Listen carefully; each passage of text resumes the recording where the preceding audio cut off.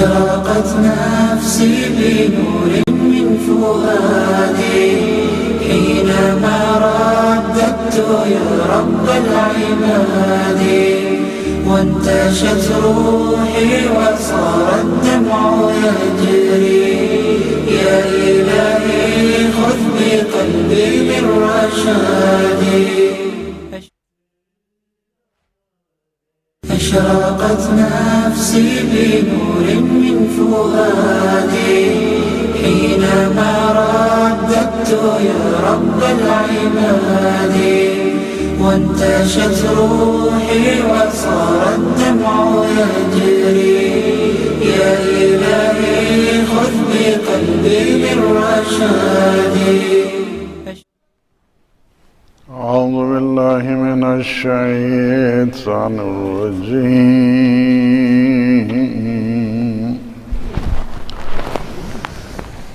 بسم الله الرحمن الرحيم. إن المنافقين يخادعون الله وهو خادعهم إذا قاموا إلى الصلاة قاموا كسالى يراءون الناس ولا يذكرون الله إلا قليلا مذبذبين بين ذلك لا إله هؤلاء ولا إله هؤلاء ومن يضلل الله فلن تجد له سبيلا. يا أيها الذين آمنوا لا تتخذوا الكافرين أولياء من دون المؤمنين أتريدون أن تجعلوا لله عليكم سلطانا مبينا. صدق الله العلي العظيم. وصلى الله على محمد وآله الطاهرين.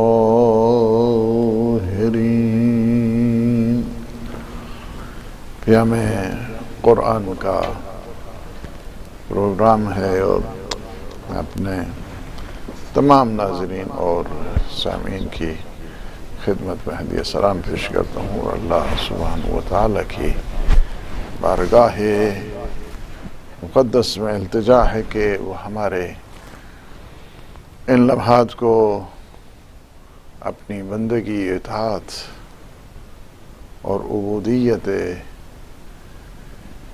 الہیہ میں شمار فرمائے اور ہماری عاقبت بخیر فرمائے اور ہمیں اپنے مخلصین، خالصین اور شاکرین اور عابدین بندوں میں ہمارا شمار فرمائے.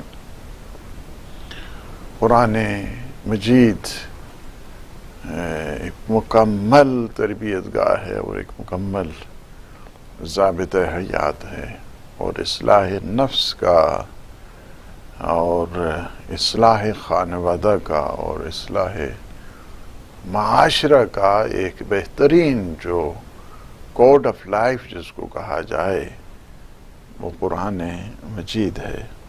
قرآن دنیا اور آخرت کا سہارا ہے، دنیا اور آخرت کا سرمایہ ہے. جس گھر میں قرآن کی تلاوت ہوتی ہے وہ گھر جگمگاتا ہے اللہ کی نورانی مخلوق کے لیے. جس طرح آسمان کے تارے اور ستارے چمکتے ہیں اہل زمین کے لیے، اسی طرح جس گھر میں قرآن پڑھا جاتا ہے وہ گھر بھی اہل آسمان کے لیے عبادت گاہ ہوا کرتا ہے، چمکتا ہے، جگمگاتا ہے. روشن ہوا کرتا ہے، تاروں کی طرح، ستاروں کی طرح۔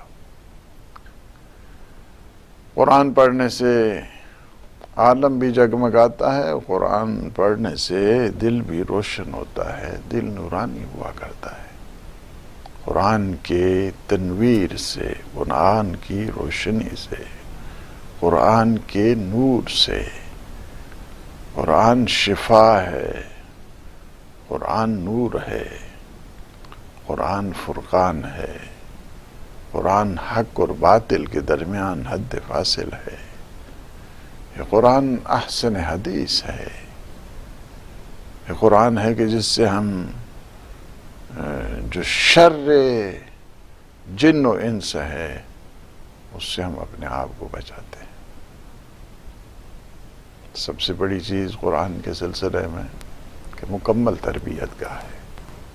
سب سے بڑی چیز کہ قرآن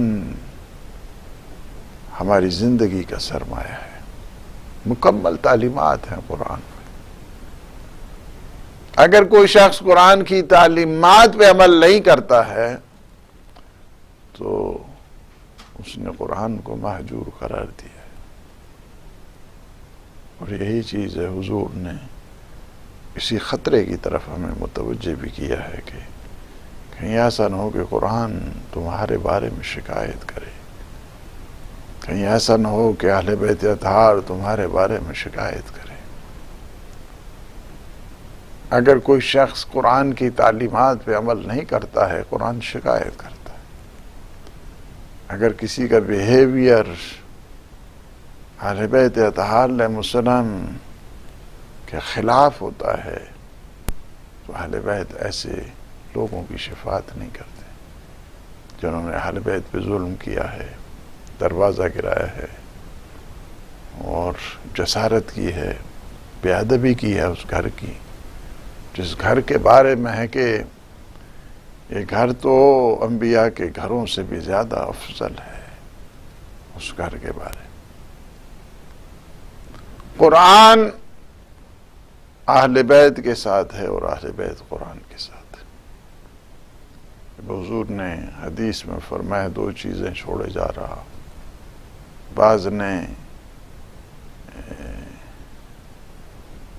اس بات کے لیے کہ زرنگی ہم نے کر لی، ہم نے اپنی کلیورنس کا اور اپنے بعض نے چالاکی کرنے کی کوشش کی کہ ہم قرآن کے اوپر چلیں گے۔ یعنی کیا ہے؟ اہل بیت کو جو چھوڑتا ہے اسے قرآن نہیں ملتا ہے۔ اہل بیت اطہار علیہ السلام سے تمسک کے بغیر کبھی انسان قرآنی تعلیمات کو حاصل نہیں کر سکتا ہے۔ قرآن کے معارف کو تم کیسے سمجھو گے؟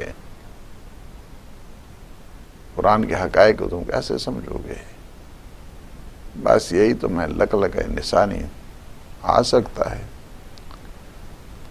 چاہے تو ساری رات شبینہ مناتے رہو، چاہے تو ساری رات جو ہے انسان قرآن خوانی کرتا رہے یا تراویحیں پڑھتا رہے یا جو کچھ، لیکن قرآن فہمی ایسے شخص میں کبھی بھی نہیں آ سکتی کہ جو اہل بیت سے دور ہے۔ بات غور سے سنیں، اہل بیت اطہار علیہ السلام سے جو شخص دور ہوتا ہے اسے کبھی بھی قرآنی معارف نصیب نہیں ہو سکتے، کبھی بھی قرآنی تعلیمات اسے حاصل نہیں ہو سکتی۔ ہماری گفتگو مسلسل آپ سن رہے ہیں، it's about 20 years تفسیر قرآن کے سلسلے میں۔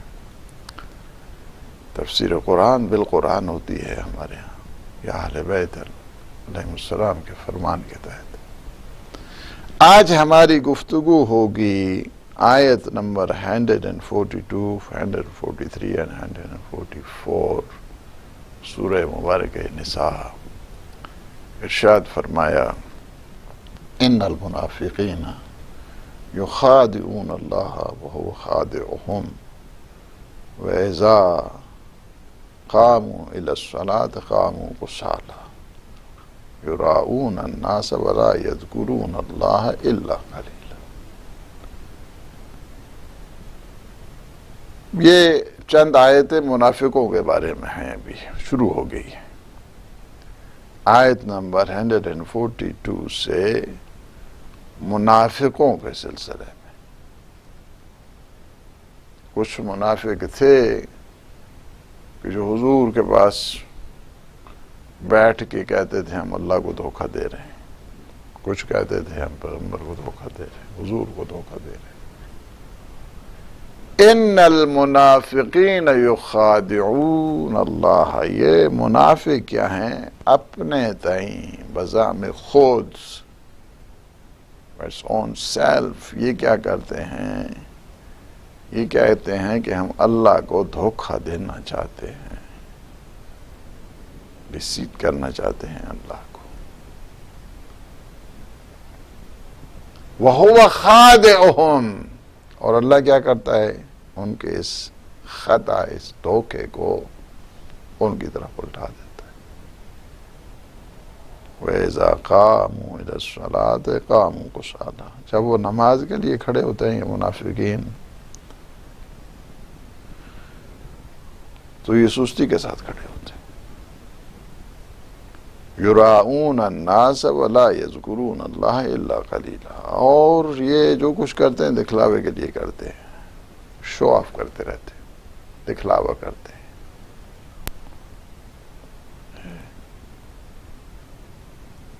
اور دل سے خدا کو بہت کم یاد کرتے ہیں، بس شو آف ہی ہے ان کی. یعنی کیا ہے؟ ریاکاری ہے ان کی ساری زندگی، ریاکاری. اس آیت میں اور اگلی آیت میں 5 علامتیں، نشانیاں بتائی گئی ہیں منافقوں کی.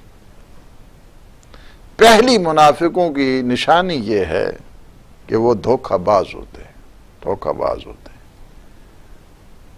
منافقوں کی پہلی نشانی یہ ہے کہ وہ ڈیسیٹ اور دھوکہ اور چال بازی، فریب کاری، قابل اطمینان نہیں ہوتے ہیں. یعنی یہ ہے ان میں. اور چونکہ اپنے جو ان کے مذموم مقاصد ہوتے ہیں، شوم مقاصد ہوتے ہیں، اس کے لیے وہ دھوکہ بازی سے کام لیتے ہیں، فریب کاری سے کام لیتے ہیں، دوسروں کو چال بازیاں کرتے ہیں. وہ بندوں کو فقط دھوکہ نہیں دیتے ہیں، ان کے خیال کے مطابق اللہ کو دھوکہ دیتے ہیں. کیسی یعنی عجیب و غریب یہ لوگ ہیں یہ منافق. ظاہراً آپ کے ساتھ ہیں اور باطن کیا ہے؟ کافروں کے ساتھ. یعنی ایسے یہ منافق ہے. ظاہر ہے سورہ منافقون بھی تو ہے نا، انہی میں سے تھے نا جو حضور کے ساتھ بیٹھتے تھے، کوئی الگ سے تو نہیں تھے، یہ وہیں پہ تھے. سورہ منافقون کس کے لیے آئی ہے؟ سورہ منافقون میں کیا بتایا گیا کہ یہ اے رسول یہ آپ کے پاس آ کے بیٹھتے ہیں، کہتے ہیں ہم اللہ کے اوپر ایمان رکھتے ہیں، آپ کے اوپر اللہ کا وحی دیتا ہے کہ نہیں، کوئی ایمان نہیں رکھتے ہیں، یہ جھوٹ بول رہے ہیں، they are liars، یہ جھوٹے ہیں. یہ بیٹھنے والے، ساتھ بیٹھنے والے تھے، ان کی بات ہو رہی ہے. ان کی بات ہو رہی ہے کہ جو ظاہری طور پر مسلمان تھے، باطناً کفار کے ساتھ تھے. ایک قسم کے سپائی کے طور پہ، ایک قسم کے جاسوس کے طور پر، ایک قسم کے اس جو کفار کا نیٹ ورک تھا اس کا حصہ تھے یہ لوگ. یعنی اس قسم کے تھے. ان المنافقین یخادعون اللہ، یہ کیا کرتے ہیں؟ اللہ کو کہتے ہیں ان کے خیال کرتا ہم اللہ کو دھوکہ دیتے ہیں. عجیب ہے، کتنے بڑے بے وقوف ہیں یہ. ظاہری طور پر انہوں نے شہادت دے دی ہے، ٹیسٹیفائی کیا ہے، ظاہری طور پہ شہادت دی ہے، وٹنس قرار دی ہے اللہ کو،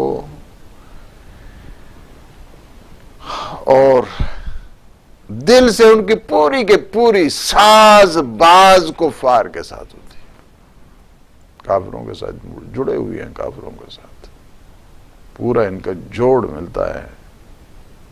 یعنی ظاہراً آپ کے ساتھ ہیں لیکن ان کے جو کھرا ہے وہ وہاں پہ پہنچتا ہے. ان کے سرا جو ہے نا وہی کافروں کے ساتھ. میں کافروں سے تو بدترین مخلوق ہے یہ وہ منافق ہمیشہ ایک انٹرسٹ گروپ تھا. حضور کے دور میں بھی تھا, حضور کے ساتھ بھی تھے, ایسے بھی نہیں. یہ تو خود انسان جو ہے نا اپنے آپ کو کہے کہ نہیں جو حضور کے ساتھ رہے ہیں تو یہ حضور کے ساتھ رہے ہیں تو کیا ہو گیا, حضور کے ساتھ ہی تھے. تو منافقین جو سورہ منافقون ہے یہ کس کے بارے میں؟ حضور کے ساتھ ہی تھے, بعض لوگ منافق تھے. یعنی ایسا نہیں ہے, لہذا غور کرنے کی ضرورت ہے, سمجھنے کی ضرورت ہے. وہ کیا کرتے تھے؟ ہم خدا اور رسول کو دھوکہ دے رہے ہیں جناب, خدا اور رسول کو دھوکہ دے.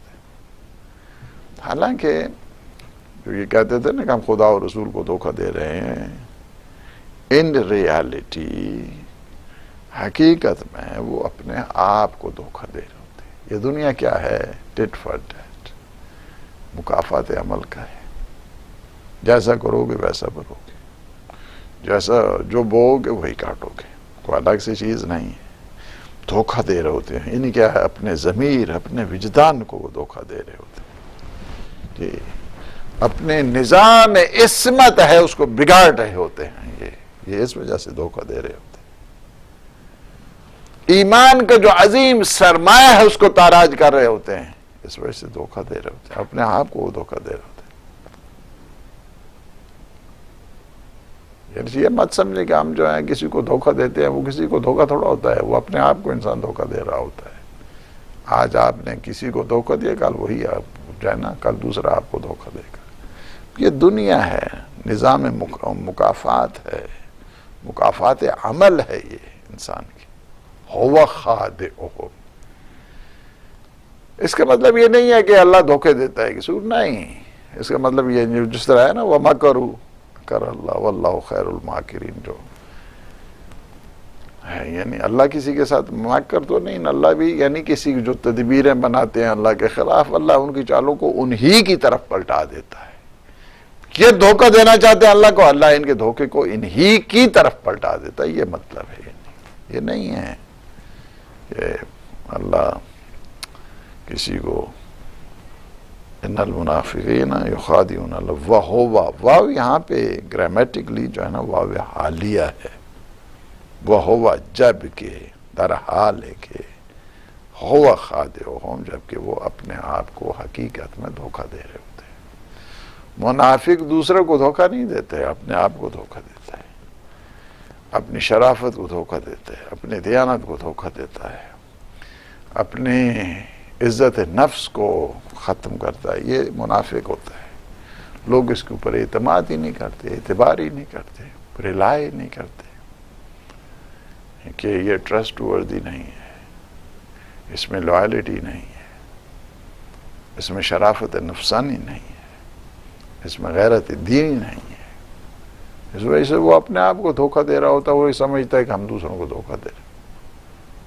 اور حد تو یہ ہو گئی ہے کہ وہ کہتے ہیں کہ ہم تو اللہ کو دھوکہ دیتے ہیں, اللہ کو دھوکہ دیتے ہیں. حقیقت میں وہ اپنے ساتھی جو کھلواڑ ہے نا وہ اپنے ساتھ ہی کر رہے ہوتے ہیں. یہ پہلی نشانی ہے, پہلی علامت ہے یا پہلی صفت ہے وہ منافقین کے سلسلے. دوسری نشانی کیا ہے منافقوں کی کہ وہ نماز میں سستی دکھاتے ہیں. نماز میں کیا ہوتا ہے؟ سستی ہوتی ہے.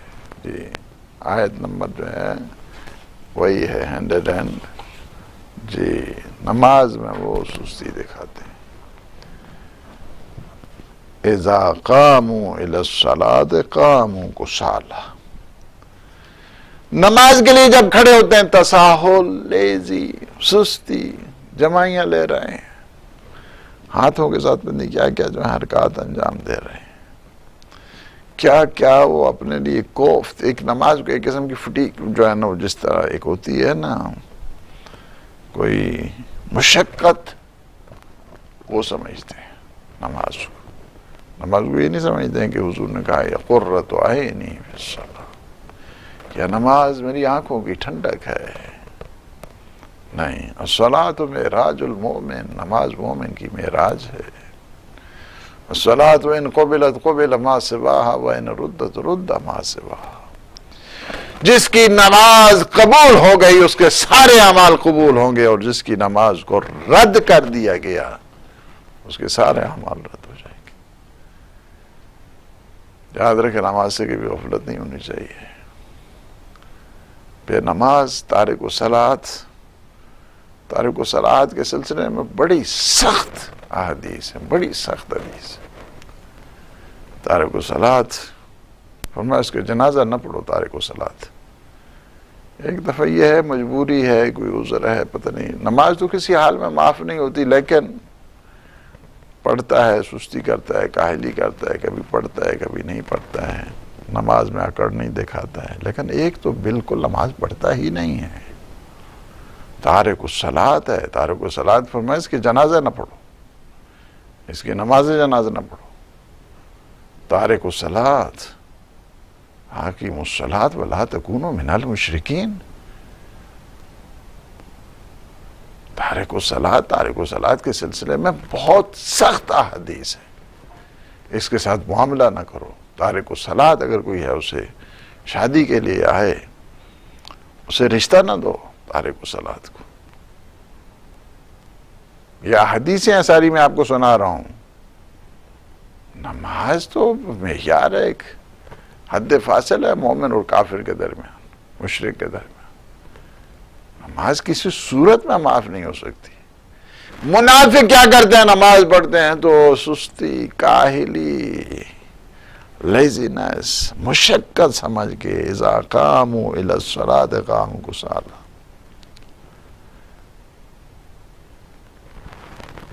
سستی ہوتی ہے. اس کی وجہ انہیں پتہ ہی نہیں ہے کس کی بارگاہ میں کھڑے ہیں، کس کے حضور میں کھڑے ہیں، کس کے لیے عبادت کر رہے ہیں، کیونکہ وہ عبادت سے دور ہیں. اس وجہ سے یہ ساری.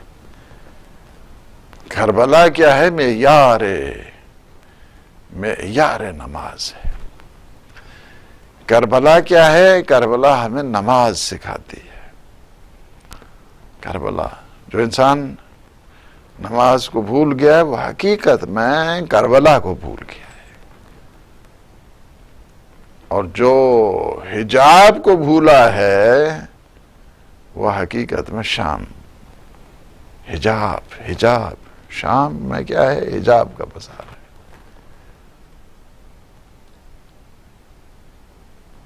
جو حجاب ہی نہیں کرتی خاتون، وہ کہے کہ ہم شام کا ماتم کر رہے ہیں. جی کیا ماتم کر رہے ہیں؟ آپ اپنا ماتم کریں، اپنا خود ماتم کریں. اس وجہ سے کہ دشمن یہ چاہتا ہے کہ ایک خاتون بے پردہ گھر سے باہر نکلے. کبھی بھی اللہ ایسے کو معاف نہیں کرتا ہے. حجاب بہت زیادہ، حجاب وقار ہے، حجاب عزت ہے، حجاب شہامت ہے، حجاب شجاعت ہے، حجاب عزت نفس ہے، شرافت نفسانی ہے. نہیں جی، حجاب دل میں ہونا چاہیے. تو کھانا بھی دل میں کھا لیا کرے، پیاس لگے دل میں پی لیا کرے، دل میں شاپنگ کر لیا کرے، دل میں جو ہے نا بھائی کیا بات ہوئی ہے. یہ ایسا نہیں ہے. اس وقت اگر حجاب کی صورت ہے، اور بالخصوص ہماری اگر محافل میں جا کے دیکھیں، اور یا مثلا جو ہے نا شادی کی اگر کوئی کس طرح مکس گیدرنگ ہوتی ہے، کس طرح حجاب کو تاراج کیا جاتا ہے، کس طرح ہم لوگ جو ہے نا وہ کس طرح ہم کہیں کہ ہم جی جناب مسلمان ہیں، ہم شیعہ ہیں، ہم فالوور ہیں، اہل بیت ہیں. اہل بیت علیہ السلام کس طرح ہوتے ہیں؟ ماننے والے، چاہنے والے. ایسا نہیں ہے. ہم سیدہ سلام اللہ علیہ کے فالورز ہیں، ان کے شیعہ ہیں. اگر ایک نابینا بھی آتا ہے، دروازہ نوک ہوا اور حضور نے کہا بیٹی میں آ رہا ہوں، میرے ساتھ ایک صحابی بھی ہے نابینا ہے، فرمایا کہ میں حجرے میں جاؤں تب آئے۔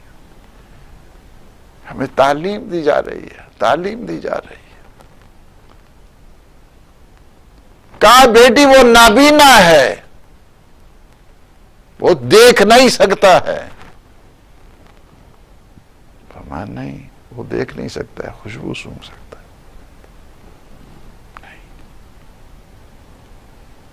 ہم ادھر سے مسائل پڑھتے ہیں بی بی کے، واہ حجابہ واہ حجابہ، اور حجاب نہیں ہے اگر، کیا فائدہ ہے؟ یعنی پھر یہ مسائب سننے کا کیا فائدہ ہے یہ اتنے عظیم؟ اس وجہ سے میں اپنی بچیوں سے کہوں گا کبھی بھی دشمن کی اس پالیسیوں میں نہ آئے، دشمن کی سازشوں میں نہ آئے۔ دشمن کو پتہ ہے کہ ایک خاتون نہیں ہوتی ہے، وہ ایک پورا معاشرہ ہوا کرتی ہے، ایک پورا خاندان ہوا کرتی ہے، ایک پوری فیملی ہوا کرتی ہے۔ خاتون کا اگر جو ہے یہ کیوں اس طرح کیا گیا، یعنی ریلیجس ویلیوز کو کیوں تباہی کی گئی ہے، اخلاقی ویلیوز کو کیوں تباہ و برباد کیا گیا، تہذیبی ویلیو کو کیوں تاراج کیا گیا، اس کی وجہ یہی ہے۔ فیملی لائف کو بہت زیادہ مضبوط کریں۔ فیملی لائف کو دشمن چاہتا ہے آپ کی فیملی لائف کو تاراج کرے، ہم نے مقابل میں جا کے ہم نے اپنی فیملی لائف کو مضبوط کرنا ہے۔ بچیوں سے کہوں گا، اپنی بہنوں سے کہوں گا، اپنی بیٹیوں سے کہوں گا، کبھی بھی وہ چیزیں کہ جو معنویت کا سبب بنتی ہیں خاندان کے لیے، روحانیت کا سبب بنتی ہیں خانوادے کے لیے، کبھی ان کو نہیں چھوڑیں۔ اس وقت مشکلات ہی یہی ہیں، اس وقت مسائب ہی یہی ہیں کہ فیملی لائف کو تباہ کر دیا گیا، خاندان کو تاراج کر دیا گیا۔ دشمن یہ چاہتا ہے، ہمیں نہیں کرنا ہے اس طرح۔ یہ خاندان کی اسلام میں کس قدر ویلیو ہے، کس قدر بھرم ہے۔ قیامت کے دن یہ جو خیال رکھتے ہیں نا اپنی فیملیز کا یہاں پہ دنیا میں، اور عالم برزخ عالم قیامت میں بھی جب مومنین آپس میں بیٹھتے ہیں تو گفتگو کرتے ہیں، تو وہ ایک چیز جو بیان کرتے ہیں نا ایک دوسرے سے، تو وہ کہتے ہیں مشفقین، ہم اپنے بچوں پہ پوری نگاہ رکھتے تھے، دیکھتے تھے، ان کی دیکھ بھال کرتے تھے۔ یعنی کیا ہے مشفقین؟ یعنی ان پہ ہم ان کو برابر کی ہدایت کرتے ہیں۔ مثلا ایک بچہ اگر یونیورسٹی جا رہا ہے، اس کیا ہے نگاہ رکھتے، کیا ہے جو بیٹا اس کو دھیان سے سفر کرنا ہے، دھیان سے بس پہ بیٹھنا ہے، دھیان سے ٹریول کرنا ہے، دھیان سے دماغ لگا کے پڑھنا ہے، یہ ساری چیز مشفقین۔ ہم مشفقین تھے اپنے بچوں پر۔ سب سے بڑی جنت کی نعمت یہ ہے کہ اس کا خانوادہ اس کے پاس آ جائے، اس کی فیملی اس کے پاس آ جائے۔ خود جائے گا جنت میں، ممکن اس کے نمبر زیادہ ہوں، اس نے جو ہے نا 80% 90% نمبر لیے ہیں، اس کے بچوں نے ممکن ہے 50% نمبر ہو۔ اب ظاہر ہے جو 50% والا ہے، جو 90% والا ہے، وہ برابر تو نہیں ہے نا، ان کی جگہ الگ ہوگی، ان کی جگہ الگ ہے۔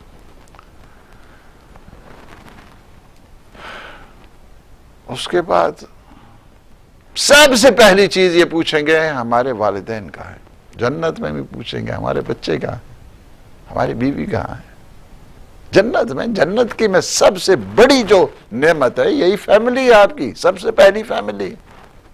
پوچھیں گے کہاں گئے ہیں بچے ہمارے، کہاں ہیں، یا اللہ بچے ہمارے کہاں ہیں، میری بیوی کہاں ہے، میرے بچے کہاں ہیں۔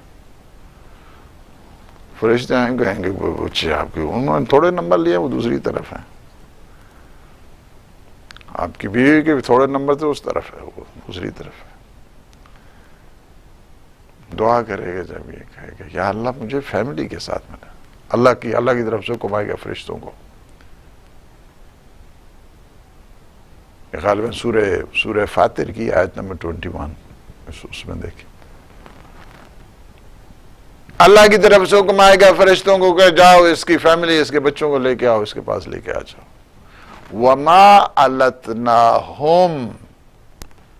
أَلَتْنَاهُمْ، یعنی ہم ان میں سے کسی کے عمل کو وما علتناہم من عملہم من شیء، ذرہ برابر ان کی کمی نہیں ہوگی، بلکہ لطف پروردگار سے اللہ انہیں بھی اس فیملی کے ساتھ ملا دے گا۔ یہ فقط یہ نہیں ہے فیملی یہاں پہ چند سال، 10 سال، 20 سال، 50 سال یہاں پہ رہیں اور اس کے بعد نہیں، اللہ نے آپ کو فار ایور، ہمیشہ کے لیے بات لمبی نہ ہو جائے۔ منافق کیا ہوتے ہیں؟ منافق نماز سے دور ہوتے ہیں، حسینی نماز کے قریب ہوتے ہیں، کربلائی نماز کے قریب ہوتے ہیں۔ منافق کیا ہے؟ اذا قاموا الى الصلاة قاموا کسالى، نماز پڑھتے ہیں بس بے دلی کے ساتھ، بے رغبتی کے ساتھ، کوئی اس میں چاہت نہیں ہے، کوئی پھٹی قسم کی، ایک قسم کی جو ہے نا وہ مشقت اپنے اوپر سوار کر کے نماز پڑھتے ہیں، بوجھ سمجھ کے، اس وجہ سے کہ ان کا دل خدا کی طرف ہے ہی نہیں ہے، منافق ہیں۔ یہ دوسری ہے ان میں نشانی اور دوسری علامت جس کو کہا جائے منافقوں۔ تیسری علامت کیا ہے؟ تیسری علامت یہ ہے کہ وہ یراؤون الناس، وہ کیا کرتے ہیں؟ دکھلاوے کے لیے، لوگ دیکھیں، شو آف کے لیے، شو آف کے لیے۔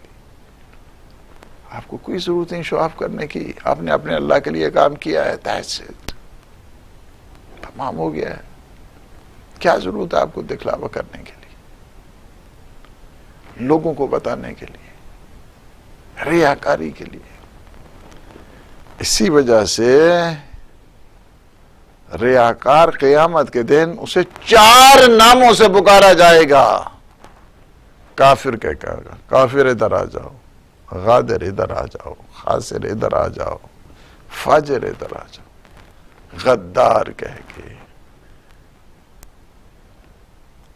غادر یعنی دھوکہ باز، دھوکہ باز، خاسر یعنی نقصان اٹھانے والا، کافر یعنی جو ریجیکشن آف گاڈ وہ کرنے والا، فاجر یعنی گناہگار، سنر۔ ان 4 ناموں سے اس ریاکار کو بلایا جائے گا۔ کوئی آخر میں کیا ہے نتیجہ، کیا عمل کا؟ Nothing, zero. جس طرح وہ بچے آپس میں جو ہے وہ، یاد ہے کہ جب مڈل میٹرک ہوتے تھے تو اس نے کتنے نمبر لیے ہیں، تو بعض مذاق میں کہتے ہیں اس نے انڈا لیا ہے، انڈا لیا ہے اس کو بھی عمل کا جو ہے نا یہ انڈا ہی ملتا ہے، کچھ بھی نہیں، زیرو زیرو۔ مطلب عمل کیا ہے، کہاں گیا ہے وہ سارا؟ سارا کیا ہو گیا؟ وہ سارے کا سارا انڈا بن گیا، زیرو ہو گیا۔ یعنی کیا ہے؟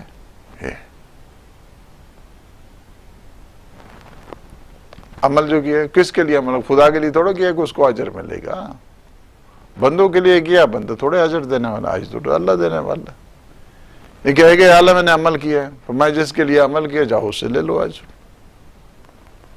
اگر ایک انسان حج کرے لوگوں کے لیے کہ یا مجھے وہ کہیں گے حاجی صاحب، حاجی صاحب آ گئے، حاجی صاحب آ گئے، اچھا حاجی صاحب آ گئے، حاجی صاحب لوگ کہتے رہے، یا اللہ میں نے تو فلاں گروپ کے ساتھ حج کیا تھا، مجھے بھی یا اللہ اجر دے دے۔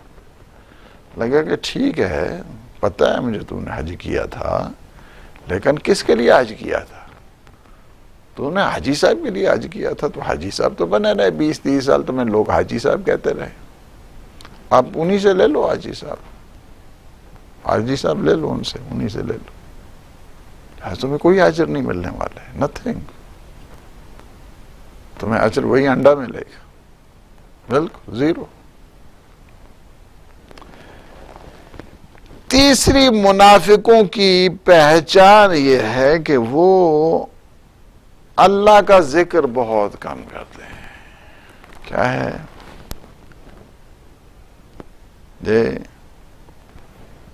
منافقوں کی پہلی نشانی کیا ہے؟ دھوکے باز۔ دوسری نشانی کیا ہے؟ سستی دکھاتے ہیں نماز میں۔ تیسری نشانی کیا ہے؟ ریاکاری۔ چوتھی نشانی کیا ہے؟ اللہ کو بہت کم یاد کرتے، بہت کم یاد کرتے۔ کیا ہے؟ وَلَا يَذْكُرُونَ اللَّهَ إِلَّا قَلِيلًا، بہت کم۔ چونکہ خدا رسول پہ ایمان ہی نہیں ہے تو یاد کیا کرنا ہے پھر؟ یاد تو اسے احکام اسلامی کو تسلیم ہی نہیں کرتے ہیں، ڈیوائن لاز کا انہیں کوئی پاس ہی نہیں ہوتا ہے۔ بس لوگ دیکھتے رہیں۔ اور یہ منافق وہ فقط اور فقط جو ہے نا، چونکہ یہ انٹرسٹ گروپ ہوتا ہے، مفاد پرست ہوتے ہیں، مفاد کو جو ہے نا وہ دیکھتے ہیں۔ چڑھتے سورج کے پجاری، چڑھتے سورج کے پجاری یہ اس قسم کے ہوتے ہیں۔ اس وجہ سے یاد الہی ان میں جو ہے نا وہ نہیں ہوتی ہے، اس وجہ سے۔ مذبذبین بین ذالک لا الہ ہؤلاء ولا الہ ہؤلاء ومن یضلل اللہ فلن تجد له سبیلا۔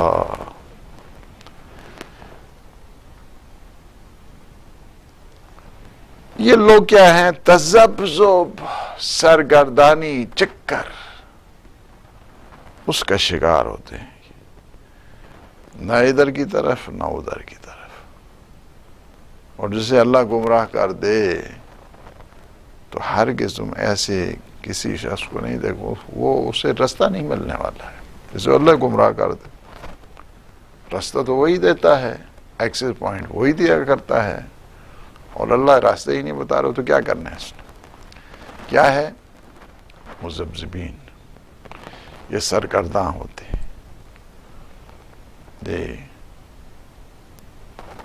وہ کیا شعر ہے؟ دوسرے تو مصرع میں پڑھ دیتا ہوں۔ نہ ادھر کے رہے اور نہ ادھر کے رہے۔ پہلا یاد ہوگا تو پہلے کو ساتھ آپ ملا لیں مصرع کو۔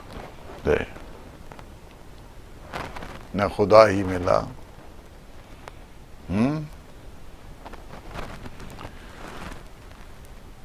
نہ وصال صنم، نہ ادھر کے رہے نہ ادھر کے۔ یہ منافق اسی طرح ہی ہوتے، نہ ادھر کے رہے نہ ادھر کے۔ یہ مذبذب، تذبذب۔ تذبذب کہتے ہیں نا کہ جب کوئی چیز ہوا میں معلق ہو تو جب ہلتی ہے زب زب اس طرح جو آواز آتی ہے نا، اس وجہ سے اس کو جو ہے نا اسی کو بھی تذبذب کہتے ہیں، مذبذب، جس کا کوئی ٹھکانہ نہیں ہوتا ہے، یعنی اس طرح کے ہوتے ہیں۔ وہ نہیں کہتے ہیں کہ دھوبی کا، کت کا، اس کو ہم نے کتا بنا دیا۔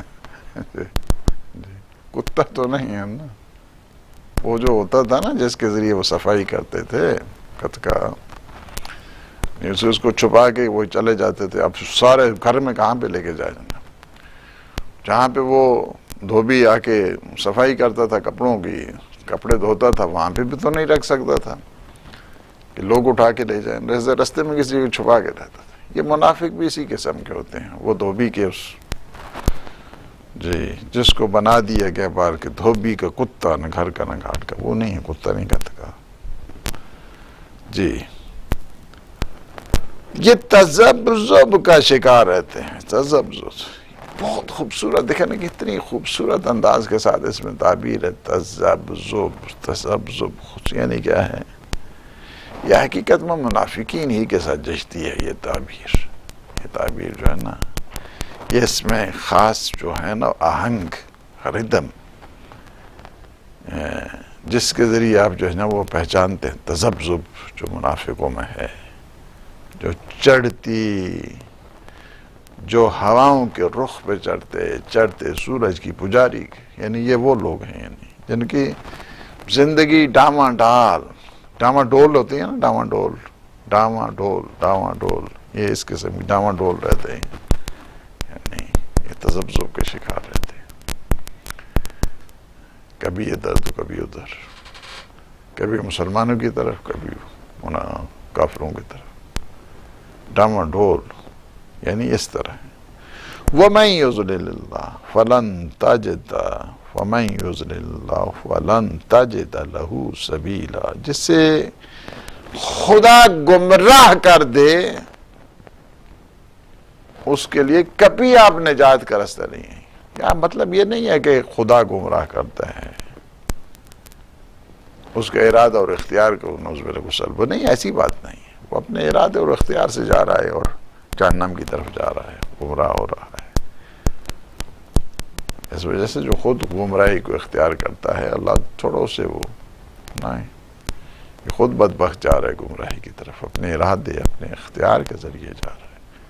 اللہ نے نہ اس کے ارادے کو سلب کیا ہے، نہ اس کے اختیار کو، جو اس کی انٹینشن ہے اور اس کی جو وش ہے وہ اپنی وش کے تحت، اپنی چوائس کے تحت، اپنی انٹینشن کے ساتھ گمراہ ہوا ہے۔ منافقت جو ہے نا، ہیپوکریسی ایک لا علاج قسم کی ایک بیماری ہے، لا علاج قسم کی، بس اسی دلدل میں جو ہے نا وہ پھنسے رہتے ہیں۔ یا ایھا الذین آمنوا لا تتخذوا الکافرین اولیاء من دون المؤمنین اتریدون ان تجعلوا للہ علیکم سلطانا مبینا۔ ایمان والوں کو خبردار کیا گیا ہے اس آیت میں کہ مومنین کو چھوڑ کر کافروں کی سرپرستی میں مت آنا۔ کیا تم چاہتے ہو کہ اللہ کے لیے اپنے خلاف ایک واضح اور صریح، جس کو دلیل کہا جائے، وہ قائم کرو؟ کیا ہے اس آیت نے بتایا ہے کہ کفار کو اپنا ولی مت بنو، اپنے کفار کی اتھارٹی میں نہ ہو، اتھارٹیٹو پاور ان کی نہیں ہونی چاہیے، یعنی کفار کی اس میں نہیں ہو،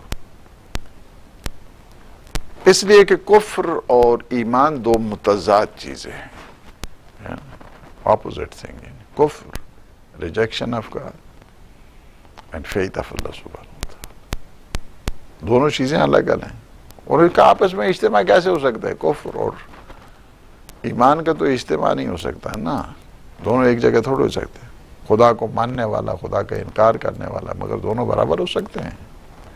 نہیں، اور نہ ہی ایک دل میں دو محبتیں جگہ پاتی ہیں، ایک ہی جگہ تولا، ایک ہی جگہ تبرہ، یہ نہیں ہو سکتا ہے۔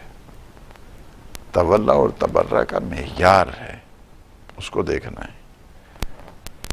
مومنین کی حمایت کرنی ہے، کافروں کی کارسازی سے دور رہنا ہے، یہ ہے۔ اور لہذا مومنین کو تنبیہ کی جا رہی ہے، خبردار کیا جا رہا ہے کہ بالخصوص جو حکمران ہیں انہیں کہ تمہاری خارجہ پالیسی، جو فارن افیئرز ہیں، فارن پالیسی ہے، اور تمہارے اقتصادی مسائل ہیں، تمہارے عسکری مسائل ہیں، ڈیفنس سسٹم ہے تمہارا، کیسا ہونا چاہیے؟ ہر ایسی پالیسی جو مسلمانوں کے نقصان میں جائے وہ حرام ہے، یعنی یہ اس میں جو ہے مسلمان حکمرانوں کو بہت توجہ کی ضرورت ہے۔ اس وقت سب سے بڑا پرابلم ہی مسلمان حکمران ہے، میں آپ کو بتاتا چلوں، ان کی نااہلیوں کی وجہ سے ہم لوگ یہاں تک پہنچے ہیں۔ اگر یہ مسلمان حکمران ٹھیک ہو جاتے ہیں تو آج یہ سارے پرابلم نہیں ہوتے۔ یہ شرم الشیخ میں جو ہوا ابھی ریسنٹ جو ہوا ہے، وہاں پہ شرم تو آ رہی تھی، جو بھی دیکھ رہا تھا اس کو، شرم کی تو بات اس میں تھی نہیں۔ اور ان جو حکمران ہیں، اور بالخصوص اپنے دنیا کے ساری طرف ایک خوش آمدی رکھ دو، ایک ہمارے رکھ دو، یہ پھر بھی ان سے جو ہے نا اوپر ہے۔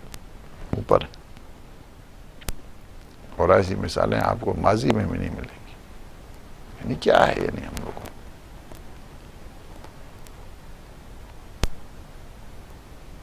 یا ایھا الذین آمنوا لا تتخذوا الکافرین اولیاء من دون المؤمنین، نہ کرو اس طرح۔ اگر ایسا کرو گے اتریدون ان تجعلوا للہ علیکم سلطان، خود اپنے خلاف پھر دلیل بنا رہے ہو نا، قیامت کے دن کسی اور دلیل کی ضرورت نہیں، تم خود ہی ہو، یعنی یہ ہے